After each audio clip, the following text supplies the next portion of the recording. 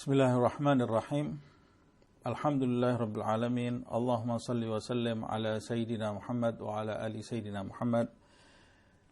Nawaitu ta'allum wa ta'lim wa naf'a wal intifa' wa tadhakkur wa tadhkir wal ifadah wal istifadah wal hath 'ala tamassuk fi kitabillah wa sunnati Rasulillah sallallahu alaihi wasallam wa ibtigha'a mardatihi wa thawabihi wa qurbihi. Alhamdulillah, kita lanjutkan kajian kitab An-Nasaih Ad-Diniyah karya Al-Imam Abdullah ibn Alawi Al-Haddad. Pada pertemuan yang lalu, kita sama-sama membahas bab zakat, dan kita telah menyelesaikan zakat yang berkaitan dengan zakat mal. Dan terakhir, pembahasan kita mengenai adab-adab dan hal-hal yang harus diperhatikan bagi mereka yang hendak mengeluarkan zakat. Kemudian kita lanjutkan masih mengenai zakat di halaman 119 kitab An-Nasaih Ad-Diniyah karya Al-Imam Abdullah bin Alawi Al-Haddad. Kali ini masuk ke pembahasan zakatul fitr. Wa amma zakatul fitri fatajibu fi kulli syahri Ramadan. Sedangkan zakat fitrah, zakatul fitr kemudian dikenal di dalam bahasa kita dengan zakat fitrah. Zakat fitrah atau zakatul fitr itu memiliki beberapa nama, di antaranya zakat fitrah itu sendiri. Yang kedua ada zakatul badan, juga disebut pula zakatus saum. Makanya dia diwajibkan setelah selesai bulan Ramadan, berkaitan dengan bulan Ramadan. Zakatul fitr itu kewajiban yang diturunkan oleh Allah Subhanahu wa taala melalui Nabi besar Muhammad sallallahu alaihi wasallam setelah Nabi Muhammad sallallahu alaihi wasallam hijrah dari Mekah menuju ke kota. Dalam beberapa riwayat setahun setelah Nabi Muhammad sallallahu alaihi wasallam itu tinggal di kota Madinah, baru terkena kewajiban zakat fitrah ini bersamaan dengan bulan Ramadan. Ada pula yang mengatakan setahun lebih, ada yang mengatakan sampai 17 bulan. Zakat fitrah ini hukumnya wajib. Seperti zakatul badan hukumnya wajib. Hanya saja zakat fitrah ini memiliki syarat-syarat yang berbeda dengan zakatul badan. Kalau zakat badan, maksud saya zakatul mal. Kalau zakat mal, zakat harta, itu ada syarat-syarat yang berkaitan dengan haul, berkaitan dengan nisab, dan jumlah zakat yang harus dikeluarkan juga bisa berbeda-beda setiap tahunnya sesuai dengan besarnya harta plus keuntungan yang dimiliki oleh setiap orang. Berbeda-beda zakatnya setiap orang, dan bahkan pada setiap orang itu sendiri itu bisa berbeda-beda tahun ini dengan tahun yang akan datang. Itu kalau zakatnya zakatul mal. Tapi zakat fitrah ini beda lagi. Hukumnya juga wajib tapi memiliki ketentuan yang berbeda. Dan juga syarat-syarat yang berbeda. Di antaranya syarat zakat fitrah itu syarat wajibnya. Orang tidak wajib mengeluarkan zakat fitrah. Kalau namanya syarat wajib itu berarti yang tidak memenuhi syarat wajib ini tidak terkena kewajiban zakat fitrah. Syarat wajibnya zakat fitrah itu yang pertama adalah beragama Islam. Selain beragama Islam, tidak terkena kewajiban zakat. Kecuali orang yang murtad, keluar dari agama Islam seperti yang pernah saya jelaskan, sebagian ulama berpendapat kalau dia non-muslim tapi murtad dari Islam, artinya dia pernah mengalami masa sebagai seorang muslim, kemudian dia murtad, maka pada waktu dia murtad itu dia tetap terkena kewajiban zakat, tetapi jika dia tetap terkena kewajiban zakat. Jadi umpamanya seseorang itu murtad selama 3 tahun, kemudian dia masuk ke dalam Islam lagi setelah 3 tahun itu, na'udzubillah min dzalik, semoga Allah Subhanahu wa taala menjaga iman di dalam dada kita sampai kita menjumpai Allah dalam keadaan yang terbaik.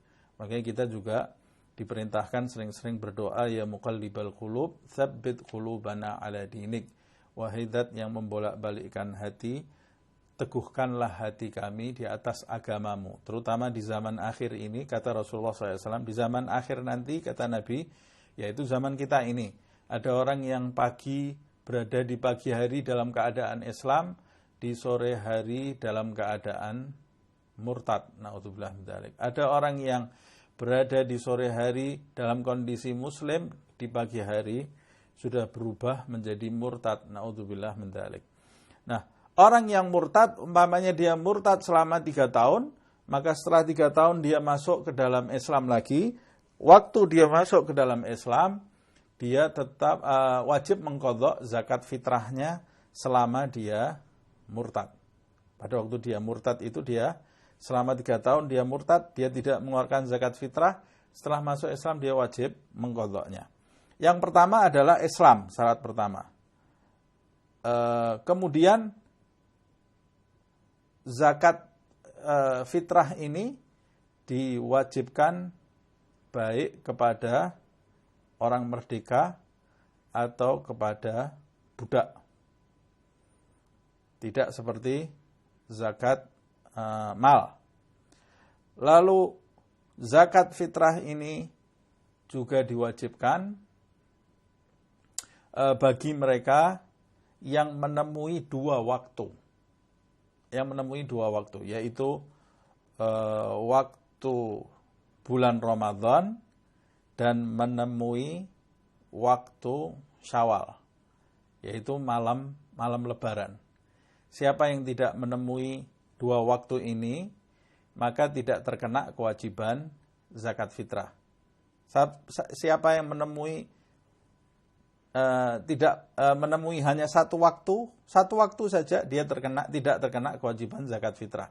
Apalagi tidak menemui 2 waktu, dia tidak terkena kewajiban zakat fitrah. Jadi dia harus menemui masa Ramadan dan menemui masa malam Lebaran. Malam Lebaran itu dia keluar dari bulan Ramadan.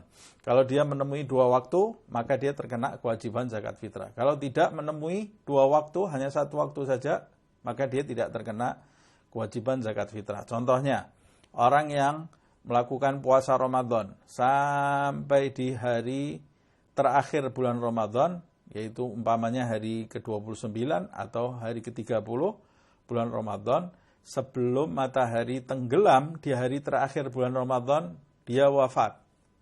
Nah, ketika dia wafat, maka dia tidak menemui bulan Syawal, tidak menemui malam Lebaran, maka tidak terkena kewajiban, tidak terkena baginya kewajiban zakat fitrah. Atau sebaliknya, seorang anak atau bayi yang baru dilahirkan setelah tenggelam matahari di hari terakhir bulan puasa. Jadi dia mengalami masa malam Lebaran, mengalami masa Syawal, tapi dia tidak mengalami masa Ramadan. Maka anak ini juga tidak wajib mengeluarkan, tidak diwajibkan baginya zakat fitrah, tidak diwajibkan zakat fitrah. Jadi harus terkena 2. Dan zakat fitrah ini juga diwajibkan baik bagi orang yang telah dewasa atau bagi anak-anak. Bagi anak-anak diwajibkan untuk orang yang menafkahinya di dalam hidup. Misalnya Seorang bapak punya anak kecil 4, maka 4 anaknya tadi walaupun belum bisa bekerja sendiri karena nafkahnya ditanggung oleh bapak tadi, maka 4 anaknya itu zakat fitrahnya harus wajib dikeluarkan bagi 4 anak ini. Yang wajib mengeluarkan siapa? Yang wajib mengeluarkan adalah sang bapak yang menafkahi. Nah, satu orang laki-laki dia menafkahi anak-anaknya, menafkahi istrinya, menafkahi orang tuanya jika tidak mampu, maka itu semua menjadi tanggung jawab bagi satu laki-laki tadi untuk mengeluarkan zakatnya. Kalau seorang istri kecuali yang wajib dia nafkahi itu juga tidak mengalami 2 masa, tidak mengalami masa Ramadan dan tidak mengalami 2 masa Ramadan dan Syawal, maka tidak wajib baginya mengeluarkan zakat. Contohnya, seseorang yang menikahi seorang wanita setelah tenggelam matahari di hari akhir bulan Ramadan umpamanya. Dia baru menikahinya di malam Syawal. Maka suaminya pada di saat itu tidak wajib mengeluarkan zakat istrinya. Yang wajib mengeluarkan zakat istrinya itu masih bapak mertuanya. Karena dia sebagai istri belum mengalami 2 masa bersama dirinya di bulan Ramadan. Nah, jadi yang wajib dikeluarkan zakatnya semua yang mengalami 2 masa tadi, yaitu masa bulan Ramadan dan masa Syawal. Begitu pula diwajibkan bagi mereka yang mempunyai harta lebih. Maksudnya harta lebih ini mempunyai harta di sini maksudnya memiliki makanan pokok lebih daripada keperluannya sehari semalam. Kalau dia memiliki makanan pokok lebih dari keperluannya sehari semalam untuk satu keluarga yang wajib dia nafkahi, walaupun dia dipandang orang miskin, kalau dia punya kelebihan pada saat itu dia wajib mengeluarkan zakat fitrah. Jadi dalam tanda kutip, nisabnya zakat fitrah itu adalah memiliki kelebihan makanan pokok sehari semalam atau 24 jam bagi seluruh anggota rumah tangga yang wajib dia nafkahinya. Kalau punya kelebihan, maka pada saat itu dia wajib mengeluarkan zakatnya walaupun sehari-harinya dia hidupnya miskin. Beda dengan zakat harta. Kalau zakat harta ada nisab tertentu, batas minimal pengeluaran zakat. Jadi orang-orang yang mengeluarkan zakat harta itu pasti orang-orang yang kaya lah. Tapi kalau orang yang mengeluarkan zakat fitrah ini boleh jadi dia orang yang sehari-harinya sebetulnya orang miskin, tapi dia memiliki kelebihan makanan pokok lebih dari keperluannya sehari semalam, walaupun kasusnya umpamanya orang yang miskin, yang banyak terjadi ini, menerima zakat fitrah dari fulan, dia menerima zakat fitrah, sehingga zakat fitrah yang dimiliki ini menjadi berlebih-lebih sampai melebihi keperluannya sehari semalam. Yang tadinya dia berhak menerima zakat fitrah, dia menjadi wajib juga mengeluarkan zakat fitrah ketika dia menerima zakat fitrah itu berlebih. Banyak dari banyak orang memberikan ke dia zakat fitrah, maka lalu over zakat fitrahnya ini menjadi lebih untuk keperluannya 1 hari 1 malam, yaitu keperluan 1 hari 1 malam di malam hari raya sampai tenggelamnya matahari di hari raya. Sudah lebih dari itu keperluan makanan pokoknya, maka dia pada saat itu yang tadinya berhak menerima zakat fitrah menjadi wajib mengeluarkan zakat fitrah, dan ini banyak sekali yang tidak mengetahui. Banyak orang yang wajib mengeluarkan zakat fitrah, tapi dia tidak mengeluarkan zakat fitrah karena merasa dirinya itu tidak wajib mengeluarkan zakat fitrah, padahal dia wajib mengeluarkan zakat fitrah. Jadi dari sini kita bisa mengetahui orang yang meninggal sebelum terbenam matahari pada akhir bulan Ramadan, maka dia tidak wajib mengeluarkan zakat fitrah. Kemudian anak yang lahir setelah tenggelam matahari di bulan Ramadan, dia tidak mengalami bulan Ramadan, maka dia juga tidak wajib mengeluarkan zakat fitrah. Atau orang yang baru memeluk Islam umpamanya. Orang baru memeluk Islam setelah tenggelam matahari di akhir bulan Ramadan. Berarti dia tidak mengalami bulan Ramadan, baru mengalami malam Syawal. Maka tidak wajib juga baginya mengeluarkan zakat fitrah dan begitu seterusnya.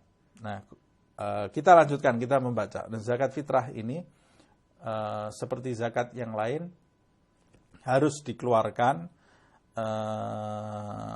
karena itu perintah wajib dari Allah Subhanahu wa taala.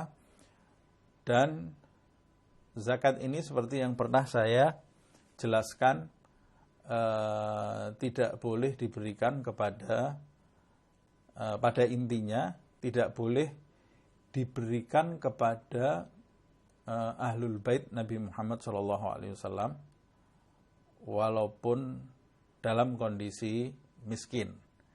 Sebab dalam hadis disebutkan pernah suatu ketika ahlul bait itu berarti termasuk keturunan Nabi Muhammad SAW, tidak boleh menerima harta zakat walaupun dia dalam kondisi miskin, karena dia mendapat bagian dari Baitul Mal. Dalam sebuah riwayat disebutkan pernah suatu ketika Rasulullah SAW bersama Sayyidina Hasan. Sayyidina Hasan ini anaknya Ali bin Abi Thalib dari istri Fatimah, putri Nabi Muhammad SAW. Dari Fatimah, Sayyidina Ali itu memiliki anak. Yang pertama adalah Hasan, yang kedua adalah Husain. Ada 3 anak laki-laki, Hasan, Husain, Muhsin. Muhsin ini wafat ketika masih kecil. Yang menurunkan keturunan Nabi Muhammad SAW hanya 2, Hasan dan Husain. Keturunannya banyak dan sampai sekarang ini masih ada melimpah seperti yang disebutkan di dalam ayat Al-Quran. Sebagian ahli tafsir mengatakan inna a'tainakal kautsar, kami Allah Subhanahu wa taala memberikan kepadamu hai Muhammad sallallahu alaihi wasallam al-kautsar. Al-kautsar itu ada yang menerjemahkan atau menafsirkan telaga Kautsar, ada yang menafsirkan telaga Haud, ada pula yang menafsirkan al-kautsar di situ adalah keturunan yang melimpah dari kata kathir, kemudian menjadi kautsar sighah muntahal jumu'. Kalau kathir artinya banyak, kalau kautsar artinya melimpah. Nah, ahli tafsir ini mengatakan ini kolerasinya dengan asbabun nuzul turunnya surat Al-Kautsar itu ketika As ibn Wa'il itu mencaci Rasulullah Shallallahu Alaihi Wasallam waktu Nabi sedang tawaf mengitari Ka'bah. Ada seseorang yang datang kemudian bertanya, itu siapa orang yang sedang tawaf itu? Yang tawaf itu Nabi Muhammad SAW. Bertanya dengan As ibn Wa'il ini, siapa orang yang sedang tawaf itu? Dia menjawab, itu adalah rajulun abtar.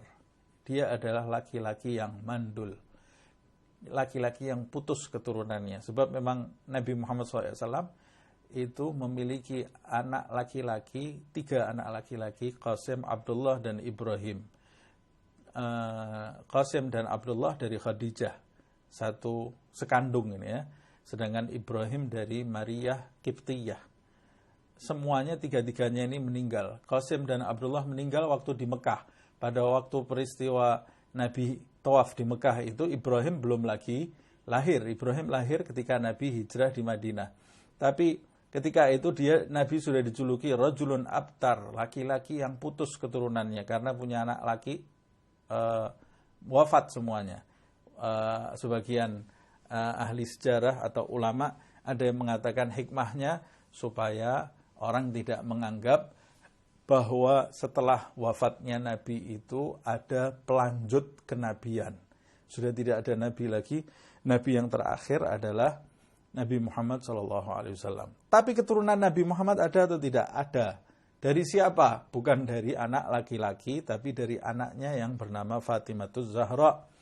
Alasannya di surat Al-Kautsar ini, Inna a'tainakal kautsar. Ketika Nabi disebut keturunannya itu terputus, turun ayat menjawab ucapan As bin Wa'il itu, Inna a'tainakal kautsar. Nabi tahu ucapan tadi dan menjadikan hati Nabi itu sedih. Kemudian Allah Subhanahu wa taala berfirman, kami wahai Muhammad sallallahu alaihi wasallam telah memberikan kepadamu itu keturunan yang melimpah, Al-Kautsar. Kemudian di ayat yang terakhir, Inna syani'aka huwal abtar. Orang yang menuduhmu mandul itu dia sendiri yang mandul, kata Allah Subhanahu wa taala. Ini menunjukkan bahwa keturunan Nabi itu ada. Kemudian di dalam riwayat yang lain, Rasulullah sendiri mengatakan, Fatimah bid'atun minni yabsituni man yabsituha wa yakbiduni man yakbiduha. Inna kulla nasabin wa sababin wa sihrin yang gati'u yawmal qiyamah illa nasabi wa sababi wa sihri. Kata Rasulullah SAW, sesungguhnya Fatimah itu belahan dari diriku. Siapa yang menjadikan Fatimah itu bahagia, maka menjadikan aku bahagia. Siapa yang menjadikan Fatimah itu murka, maka menjadikan aku murka. Sesungguhnya segala nasab, kemudian hubungan saudara yang terjadi karena pernikahan dan periparan denganku, kata Rasulullah SAW, sesungguhnya nasab dan hubungan kekerabatan melalui perkawinan dan periparan itu akan terputus di hari kiamat, kecuali nasabku, kata Rasulullah SAW. Nasabku tidak akan terputus, kemudian hubungan kekerabatan denganku juga tidak akan terputus, periparan denganku juga tidak akan terputus. Hadis ini menunjukkan bahwa keturunan Nabi itu tidak akan terputus. Dalam riwayat yang lain, taraktu fikum ats-tsagalain. Aku meninggalkan buat kalian inni tarikun fikum ats-tsagalain. Atau riwayatnya banyak sekali sehingga mungkin ucapan saya ini tumpang tindih nih ya. Au kama qala Nabi Muhammad SAW, ma in tamassaktum bihima lan tadillu kitaballah wa itrati ahla baiti. Aku tinggalkan dua pusaka bagi kalian, jika kalian berpegang teguh maka tidak akan sesat kalian ini. Yang pertama adalah kitab Allah, kitab Allah Subhanahu wa taala. Yang kedua adalah itrati ahla baiti, itrahku, keturunanku yang termasuk ahlul baitku. Jadi keturunan Nabi itu tergolong ahlul bait Rasulullah SAW. La yatafarraqa, kata Rasulullah, dua hal ini tidak akan berpisah. Di mana ada Al-Quran, ada keturunan Nabi. Di mana ada keturunan Nabi, ada Al-Quran. Salah satunya diangkat, maka dua-duanya terangkat hatta yarida alayya al-haud, sampai keduanya nanti mendatangiku di telaga haudku.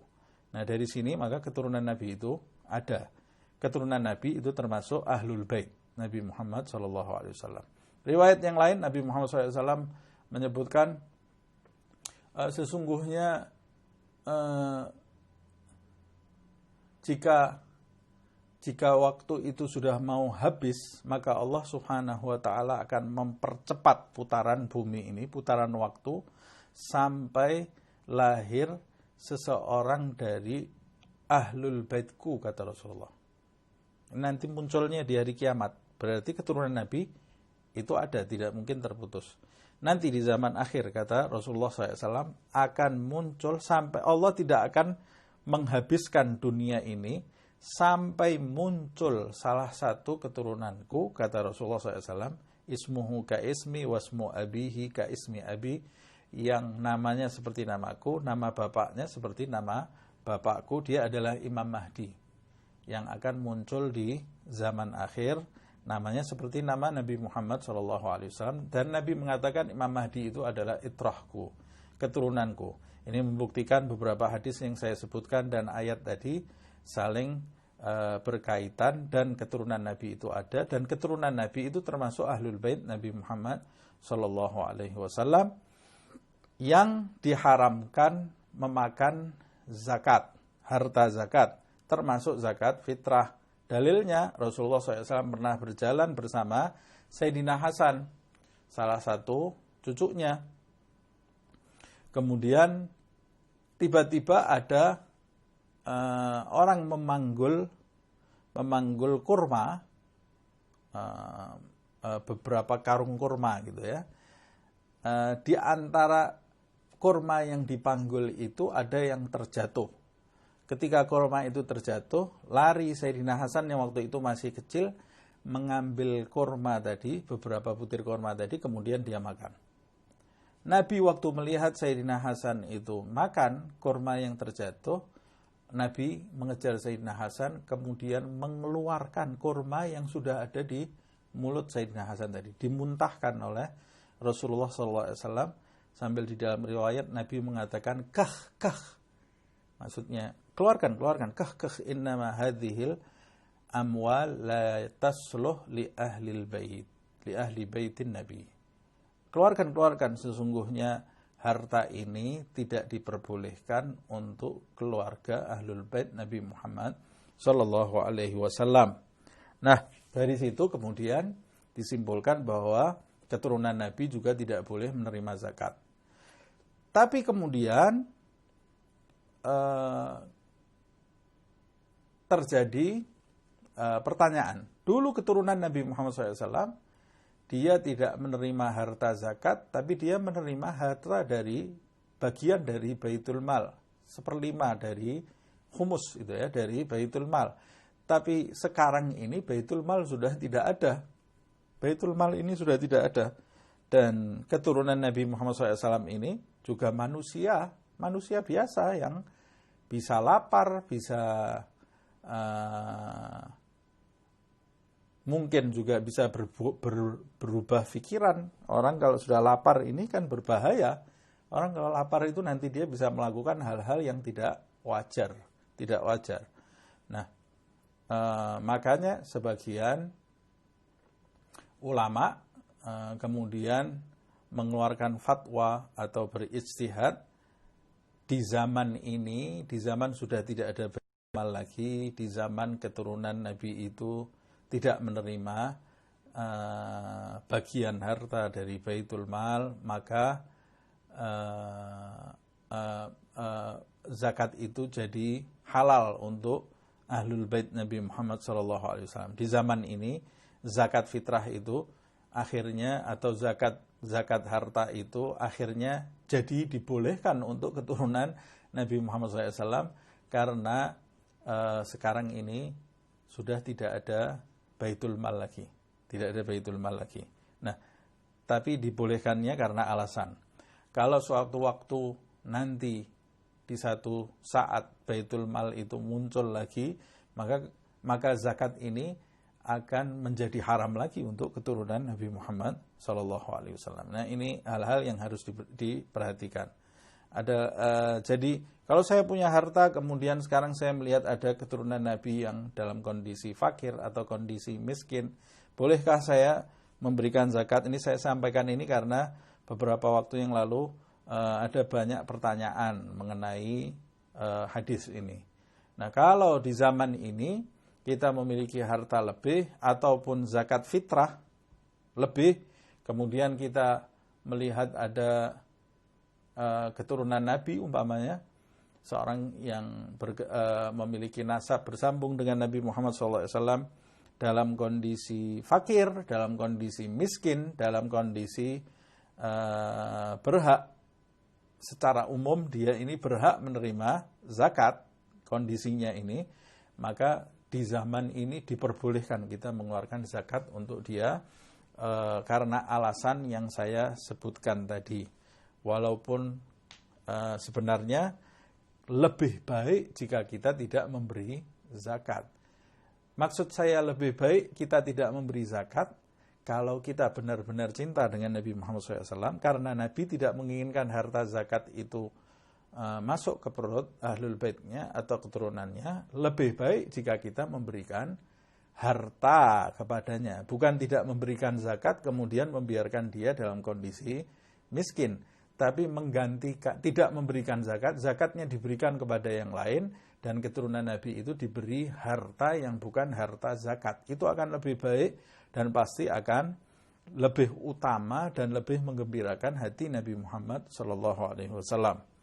Nah, konteks ini kita bahas karena di dalam fikih memang keturunan Nabi itu tidak boleh menerima harta zakat seharusnya. Tapi ini sekarang dalam kondisi darurat, segala sesuatu yang berada dalam kondisi darurat, maka indad darurah tubihul makarih. Hal-hal yang pada saat situasi darurat, maka sesuatu yang tidak disukai menjadi dibolehkan. Sesuatu yang diharamkan, hukumnya bisa jadi halal. Sekarang dalam kondisi darurat sudah tidak ada lagi baitul mal, dan banyak manusia yang kikir di zaman ini. Yang memiliki harta kikir, yang miskin tidak punya harga diri juga. Yang memiliki harta kikir. Jadi kalau disuruh mengeluarkan harta, zakat saja dia mengeluarkan, itu sudah luar biasa di zaman ini. Zakat saja dia mengeluarkan. Oh, itu berarti orang kaya yang betul-betul taat beragama. Nah, tapi kadang-kadang dia disuruh mengeluarkan selain zakat, susah. Ya sudah, zakatnya tadi berikan, walaupun kepada keturunan Nabi atau non keturunan Nabi juga berhak menerima zakat.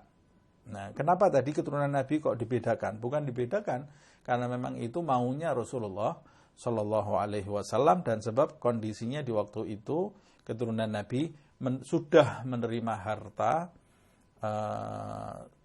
dari arah yang lain. Sedangkan sekarang mereka tidak menerima itu. Fatajib, hukumnya wajib. Fi kulli syahri Ramadan, di setiap bulan Ramadan. Apa yang diwajibkan? Zakat fitr, zakatul fitr, atau di sini dikenal dengan zakat fitrah. Ala kulli kabirin, bagi setiap orang yang dewasa, wa saghirin, bagi anak-anak, wa hurrin wa abdin, bagi orang merdeka, wa abdin, bagi budak, minal muslimin, dari orang-orang Islam. Luar biasa. Jadi Habib Abdullah Al-Haddad ini menulis satu kalimat ini sudah memenuhi syarat-syarat wajib zakat. Hurrin abdin minal muslimin. Berarti selain Islam tidak diwajibkan. Al-qadirina alaiha, yang mampu mengeluarkan zakat fitrah tadi. Yang mampu mengeluarkan zakat fitrah yaitu yang memiliki makanan pokok lebih dari keperluan 24 jam. Sehari semalam, malam hari raya sampai terbenamnya matahari di tanggal 1 Syawal. Waman wajabat alaihin nafagah li ahadin, siapa yang wajib mengeluarkan nafkah, wajib bagi dirinya mengeluarkan nafkah untuk orang lain, umpamanya istrinya atau anaknya atau bapak ibunya, wajabat alaihi fitratuhu, maka orang yang wajib mengeluarkan, memberi nafkah kepada orang-orang yang nafkahnya ditanggung itu, wajib pula mengeluarkan zakat fitrahnya orang-orang yang nafkahnya ditanggung oleh dirinya. Orang yang nafkahnya ditanggung, dia tidak wajib mengeluarkan. Kewajibannya terkena dengan orang yang memberi dia nafkah. Anak kecil, dia wajib mengeluarkan zakat, tapi kewajiban itu tidak ditanggung oleh dirinya. Ditanggung oleh orang tua yang wajib mengeluarkan, yang wajib memberi nafkah hidupnya. Seorang istri, dia wajib mengeluarkan zakat fitrah, terkena kewajibannya kepada sang suami, dan begitu seterusnya. Wajabat alaihi fitratuhu. Wal fitrah, zakat fitrah itu untuk satu orang arba'atu amdad. Satu orang terkena 4 mud. 4 mud itu 4 raupan, tapi bimuddihi alaihi salatu wassalam. 4 raupan ini ukurannya seperti raupan Nabi Muhammad SAW. Raupannya Rasulullah SAW ini berapa jumlahnya? Nah, untuk berhati-hati makanya lebih baik dilebihkan. Sedangkan 4 mud itu kurang lebihnya 2,5 kilo atau 3,5 liter. 3,5 liter. Atau kalau mau dilebihkan sedikit, lebih bagus untuk berhati-hati. Per orang, ya, per orangnya. Minat tamar, jadi zakat fitrah itu bentuknya bisa tamar kurma, awil bur atau gandum, au adzurrah atau jagung, au asyair, syair itu jawawud gitu ya. Au min ayyigud yaktatuhun nas, atau segala makanan pokok yang dimakan oleh manusia fi halil ikhtiar pada saat pada sehari-harinya menjadi makanan pokoknya. Termasuk di negara kita ini kebanyakan makan aruz atau ruz, yaitu nasi, berasal dari beras, dari padi beras. Maka di Indonesia ini tentunya mengeluarkan zakatnya adalah ruz atau beras tadi. Wal ikhraj minan naw' alladhi yaktatuhu al-mukhrij au min ahsan minhu ahsan wa afdal. Sedangkan mengeluarkan zakat fitrah itu lebih bagus dari makanan pokok yang biasa dimakan oleh pengeluar zakat fitrah tadi. Umpamanya kalau saya makan beras, setiap hari saya makan beras apa? Setiap hari saya makan beras tipe A.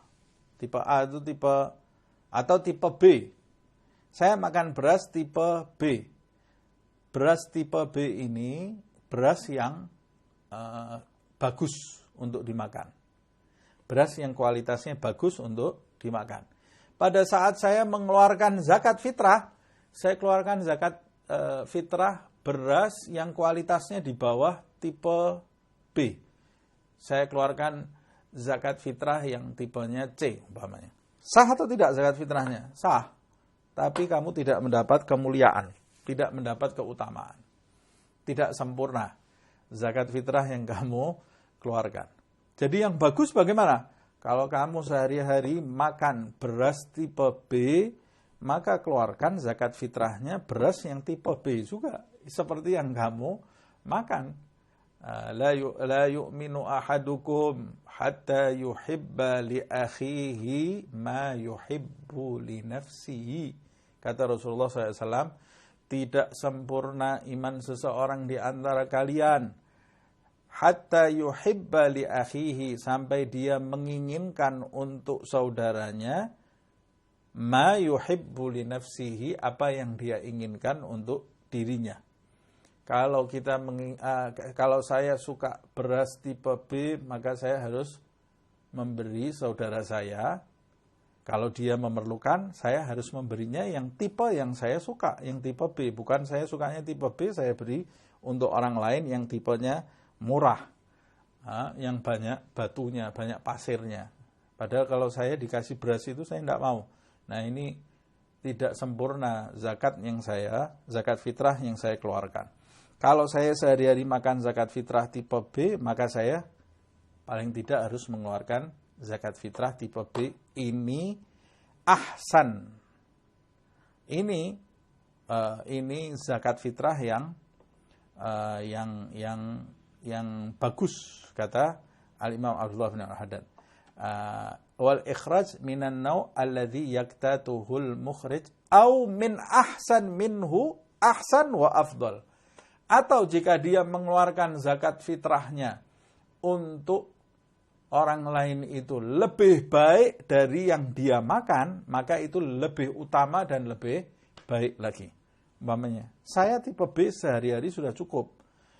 Ketika saya mengeluarkan zakat, saya keluarkan zakat untuk orang yang tidak punya itu tipe A, di atas tipe sehari-hari yang saya makan.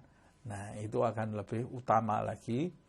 Ini derajat orang yang sudah mencapai ithar. Ithar itu mementingkan kepentingan orang lain, bukan cuma cuma memperhatikan, tapi dia mementingkan lagi. Kalau tadi saya makan B, teman saya harus makan B, itu sudah luar biasa. Luar biasa.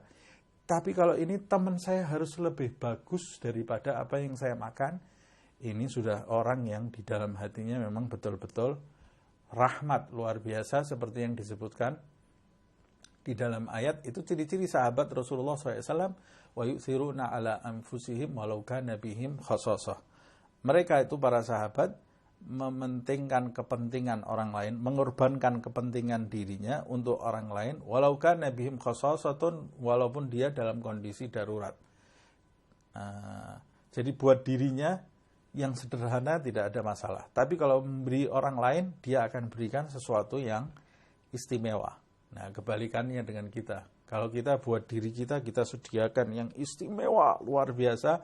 Tapi buat orang lain, kita beri ala kadarnya. Yang lebih parah lagi, kadang-kadang kita beri sesuatu yang kita sendiri nggak mungkin makan itu. Nah, ini tidak terpuji, ya. Perbuatan yang tidak terpuji. Nah, seharusnya buat diri kita kurang lebih, tapi buat orang lain itu kita perhatikan kualitasnya. Ini ciri-ciri orang yang memiliki kebajikan di dalam hatinya, orang-orang yang bajik. Nah, begitu pula dengan halnya berkaitan dengan zakat fitrah ini, maka hendaklah kita memperhatikan beras atau makanan pokok yang kita keluarkan untuk orang miskin atau orang yang berhak menerima zakat fitrah.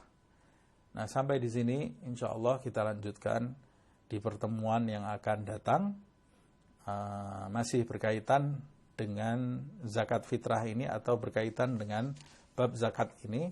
Semoga Allah Subhanahu wa taala menjadikan kita termasuk hamba-hambanya yang memiliki rahmat di dalam hati kepada makhluk Allah Subhanahu wa taala, termasuk mereka hamba-hambanya yang memiliki hati yang bajik, berbuat bajik, suka berbuat kebajikan, dan memiliki ithar di dalam hatinya, mencabut dari dalam diri kita kecintaan terhadap selain Allah Subhanahu wa taala, dan menjadikan diri kita ini hidup dengan memiliki sifat rahmat, sehingga kita mendapat rahmat dari Zat yang Maha Rahmat. Semoga Allah Subhanahu wa taala mengampuni dosa-dosa kita, mengampuni segala kesalahan kita, menyucikan sifat-sifat kita dari sifat-sifat yang buruk dan menghiasinya dengan sifat-sifat yang terpuji, dan menganugerahi kita ketulusan di dalam hati, beramal, berbuat sebanyak-banyaknya hanya mengharapkan ridha Allah Subhanahu wa ta'ala, dan diterima amal kita dan diridhai oleh Allah Subhanahu wa ta'ala. Semoga Allah Subhanahu wa ta'ala mengangkat bala bencana, mengangkat wabah, mengangkat virus corona ini, dan menggantinya dengan hal-hal yang baik, dengan hal-hal yang membahagiakan, menyembuhkan orang-orang yang sakit di antara kita, dan memberikan kesabaran kepada diri kita, dan menjadikan kesabaran kita menjalani wabah ini meningkatkan derajat kita di sisi Allah Subhanahu wa ta'ala, menjadikan kesabaran kita dalam menjalani wabah ini menimbulkan banyak petunjuk hidayah Allah Subhanahu wa ta'ala yang turun di alam semesta ini, khususnya di bumi yang kita cintai ini, bumi Indonesia. Semoga Allah Subhanahu wa ta'ala menjadikan kajian kita ini menjadi saksi baik bagi kita kelak di hadapan Allah Subhanahu wa ta'ala. Amin ya rabbal alamin. Bisirril Fatihah. Bismillahirrahmanirrahim. Alhamdulillah.